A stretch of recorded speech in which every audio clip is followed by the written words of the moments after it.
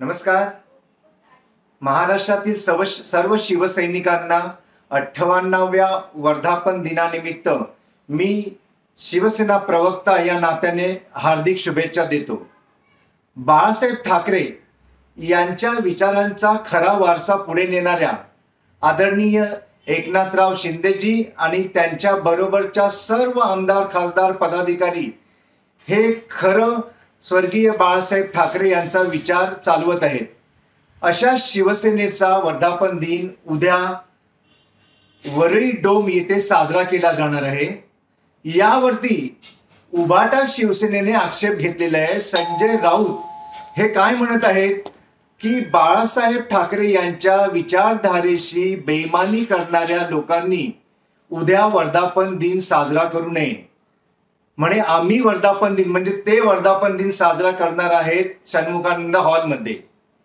आता मला हा प्रश्न पडलाय की जे विचार स्वर्गीय बाळासाहेब ठाकरे यांनी या महाराष्ट्राच्या जनतेकरता, शिवसैनिकांकरिता दिले, काय विचार होते ते? तर प्रत्येक शिवसैनिकांनी कसं वाघासारखं वागलं पाहिजे, मराठी माणसाच्या हक्काकरिता, हिंदुत्वाच्या हक्काकरिता लढलं पाहिजे.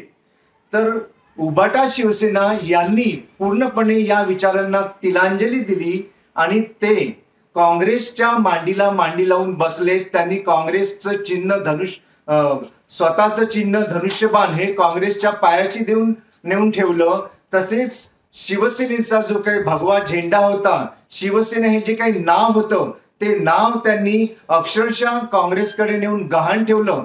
ते नाव मिळून लढून ज्यांनी परत आणलं अशा आदरणीय मुख्यमंत्री एकनाथराव शिंदेजी यांच्या शिवसेनेचा वर्धापन दिन उद्या आहे.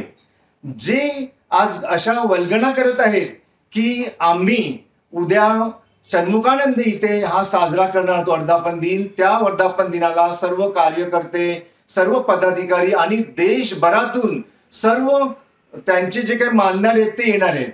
आता हे भाडोत्री आणायची काय गरज आहे? आपली खरी शिवसेना जी आहे या महाराष्ट्रात रुजली, वाढली. या महाराष्ट्रातूनच आपण भाडोत्री माणसं आणायची गरज का तुम्हाला भासते?